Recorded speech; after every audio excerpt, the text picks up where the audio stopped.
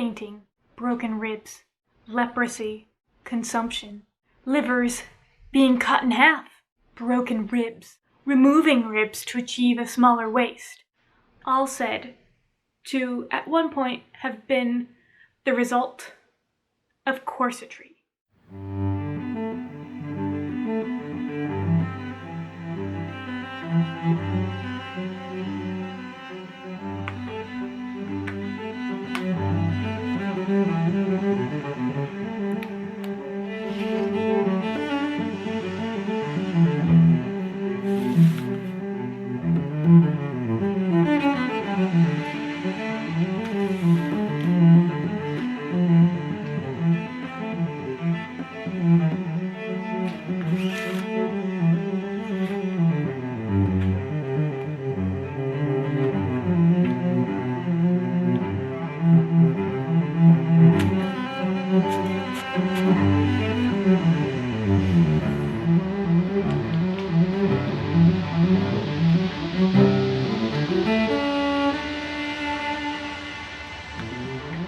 So many things were attributed to the devilry of corsetry during the 19th century, and honestly, most of it was not true. For example, consumption, which we now call tuberculosis, we know is the result of a viral illness and not wearing a corset. In fact, I have been wearing my corset tight-laced for several hours and have yet to experience any negative side effects other than my back muscles not being particularly happy, but that's not so much because the corset is going to permanently alter my musculature as much as I'm just really beefy and all of the curvature in this corset is in the back. And also because this corset should not be tight-laced, as I didn't design it to be tight-laced. And I'm honestly damaging my corset a little bit, which is the true reason why you shouldn't tight-lace. Because you'll warp the bones of the back lacing panel of your corset. Don't get me wrong, I don't have any musculoskeletal issues. I don't have a scoliosis or anything like I know Bernadette does, so she has to be careful with how she wears her corsets, but I don't have any musculoskeletal issues.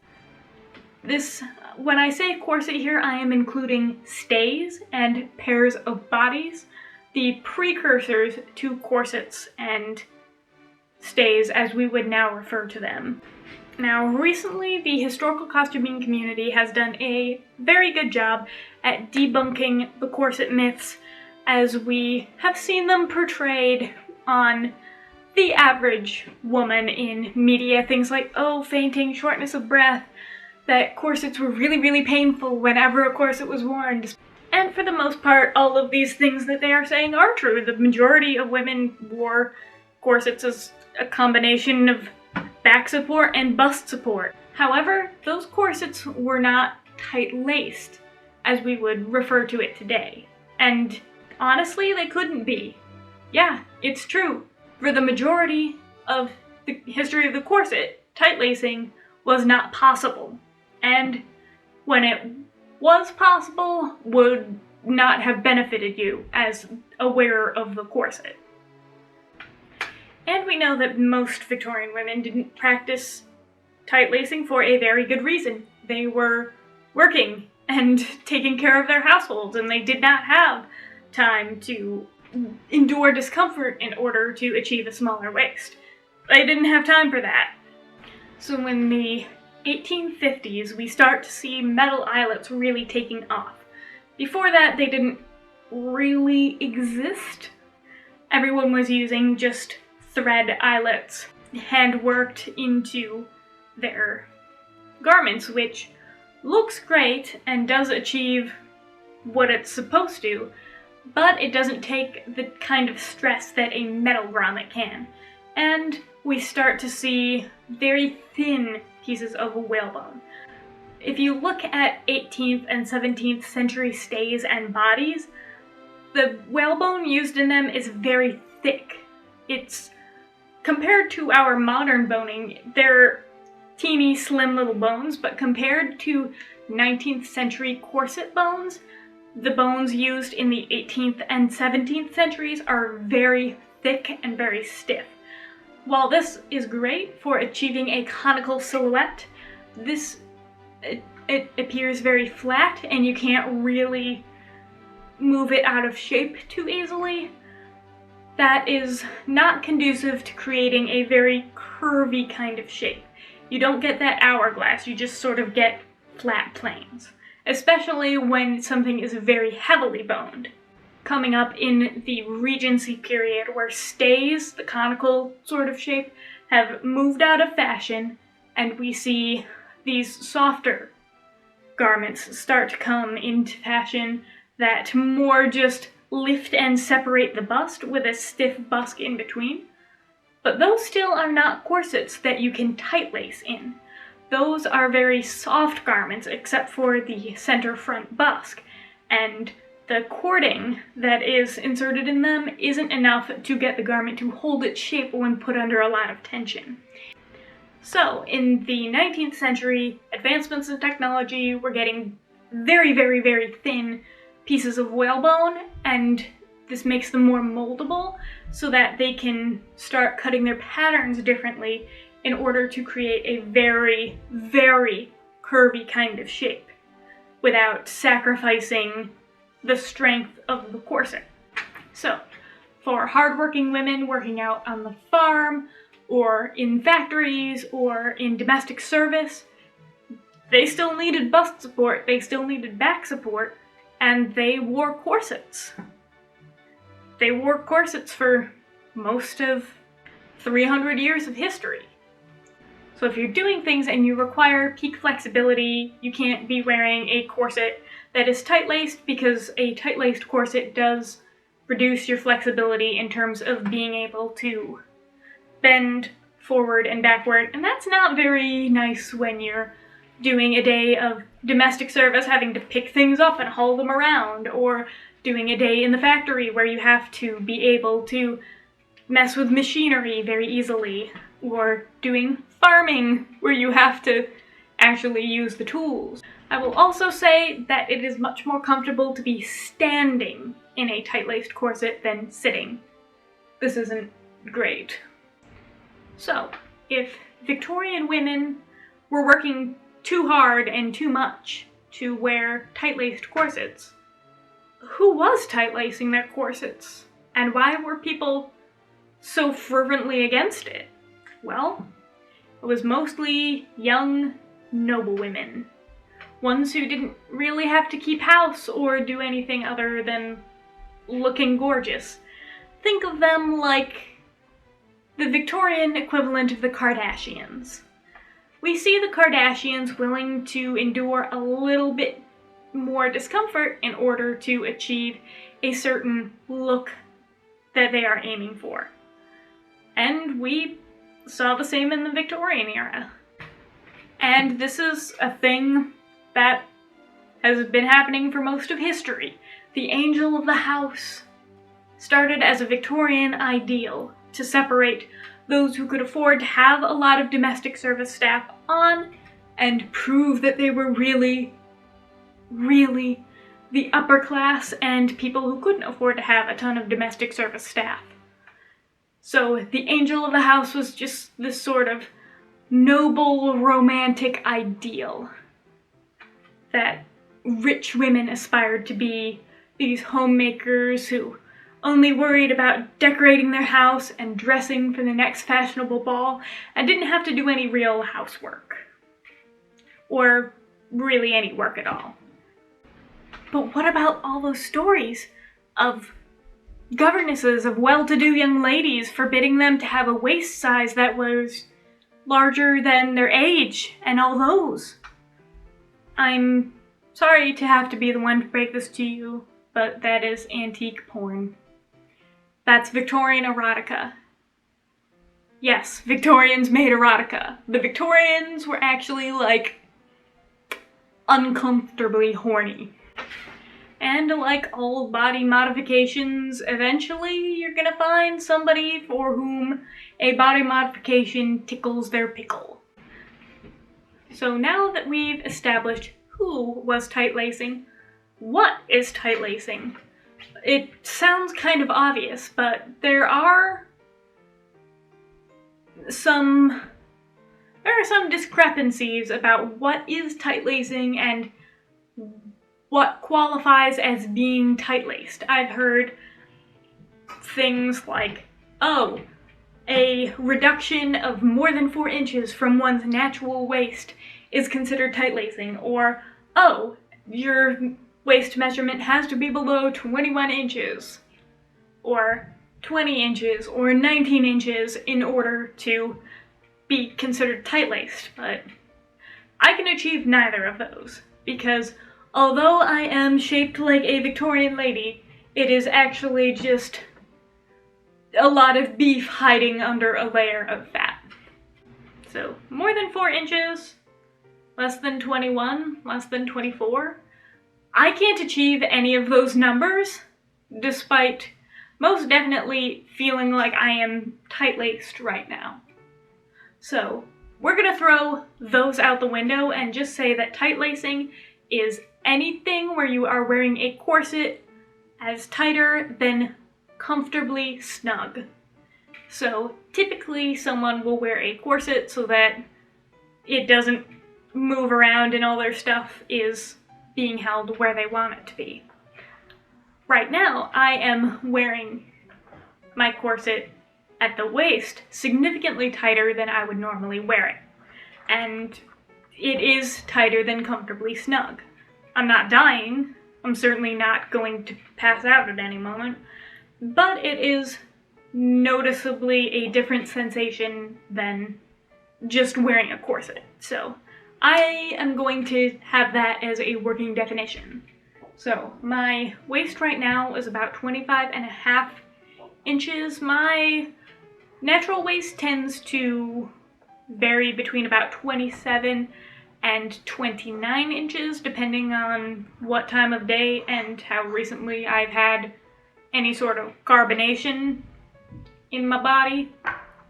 So this is tight lacing to me, but I am also very muscular. How far you can get down without your corset feeling like it's tight is going to depend a lot on the construction of the corset, the amount of space between your rib cage and your hips, the amount of stuff that's in your GI tract in general, because if you have more in there, it's going to be harder to lace down. It depends on your musculature and your fat. Someone who has a lot of fat is going to be able to lace tighter than someone who is super muscular but doesn't have a lot of body fat, since when it's body fat, your body fat just disperses above and below the corset, but you can't really move a muscle. And as well as the flexibility of the bottom ribs. So your bottom few ribs are considered your floating ribs. If you have some sort of connective tissue problem, a lot of the times your joints will be more flexible, like most people can't do that. So they'll be able to swing in and out a little more easily and can help you get a little bit tighter, or will be a little bit more willing to stay in that tightened position a little bit more easily. It's also a little bit more dramatic when you look at a corset from the side. I am tight-laced right now. I've been tight-laced for this whole video, except for the little bit where I was showing you how I did up my corset in the beginning. But as you can see, it doesn't look that dramatic from the side. You can see it looks quite normal from the side because it makes your waist into a circle instead of an oval like that. So we know that tight lacing was possible. We know that it was practiced by at least a small number of outrageously wealthy women. But was it harmful? Did it cause any long-term effects?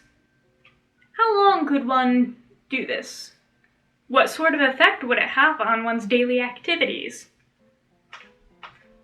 Well, I suppose that's what we're here to find out. So, I'm gonna wear this corset for the next few hours, tight-laced, and and I'm gonna wear it, and I'm gonna do stuff, and you know what? I'm gonna be fucking fine. Because it's just a corset.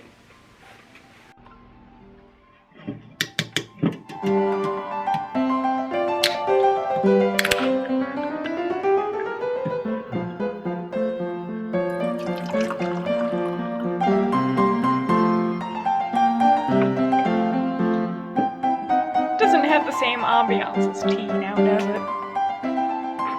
Pretty sure Nicole Rudolph just posted a video with her in this almost the same exact hairstyle. Promise I'm not copying her, we just have the exact same brain cell. First thing on the docket, breakfast. I have some Monster Zero Ultra and some biscuits and gravy by Jimmy Dean in the microwave because I hate cooking. Amazing! Local New Yorker manages to eat meal in tight-laced corset without dying. It's not the most comfortable thing in the world, but it's also not the worst. I think it would be very difficult to tight-lace your corset with your own hands in a way that would actually cause you severe harm. I was intending to go on a walk through the park because plague times. I'm filming this on the 15th of February and we are expecting a snowstorm sometime soon, so that might not happen. It all depends on when the snow hits, but I'm gonna wear this. I'm gonna do some stuff in it.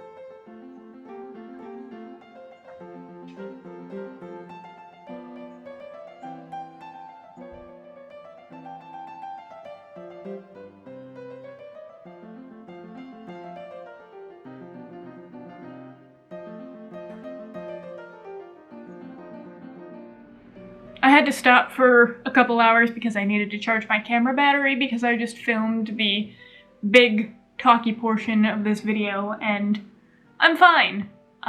Don't nap in a tight-laced corset. That's not a comfy idea. I would not recommend. 0 out of 10. Actually, like a 2 out of 10. I'm waiting for my cup of noodle now.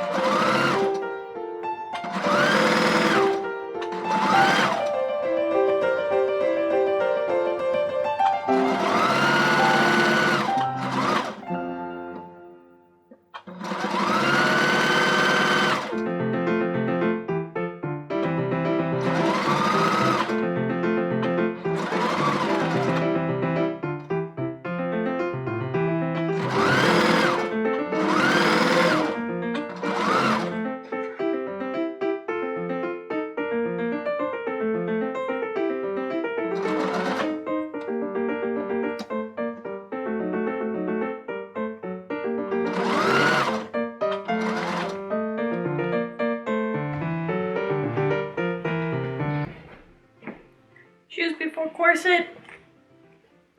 I guess, fam. Here's my shoes. I can definitely reach my shoes, so I think that would have mostly applied to like older ladies and ladies with mobility issues, like those with disabilities. I don't think that would particularly apply to a young lady because here I am. I mean, granted, these are very modern zippered boots, but I think you'd be okay. You didn't have to always put your shoes on before your corset because your corset impeded your mobility so much. Like, this is notably restricting my ability to bend at the waist, and I'm still not having a problem, so I think a lady in a corset would be okay doing up her shoes, unless she had a hard time touching her toes anyway.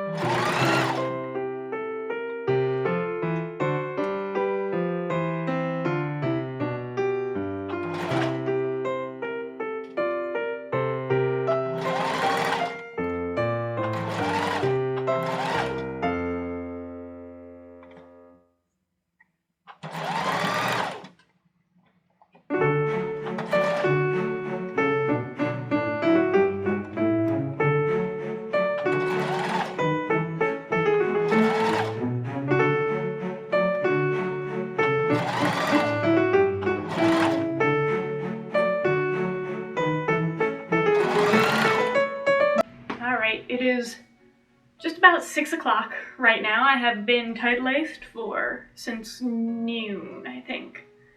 That's when I put my corset on.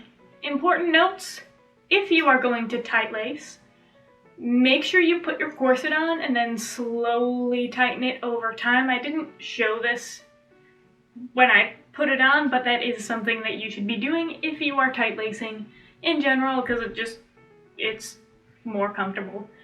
If you are going to tight lace, definitely listen to your body. If it hurts, don't do it.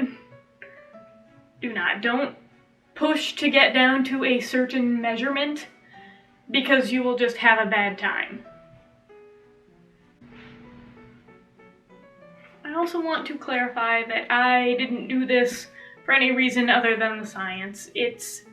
I never use any sort of Photoshop. I am not trying to achieve a smaller waist on any sort of permanent basis. This was just sort of like a moderate defense of tight lacing and reducing the stigma against corsetry and that type of thing. So, I mean, my back muscles would probably be kind of sore in the morning. I definitely feel like I'm ready to take this off, but if a lady wanted to, like, tight lace her corset and go to a ball, like, I'm not short of breath. I could probably do stuff like dance in this as long as I wasn't going at too good a clip. I mean, I would have gone outside and taken a hike, but it's 15 degrees outside. That's 15 degrees in freedom, not 15 degrees Celsius.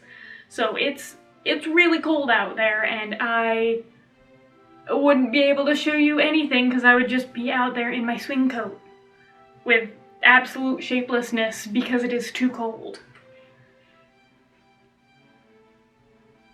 So, it's 6. I'm definitely ready to take my corset off, and I guess I'll give you an update in the morning? Maybe?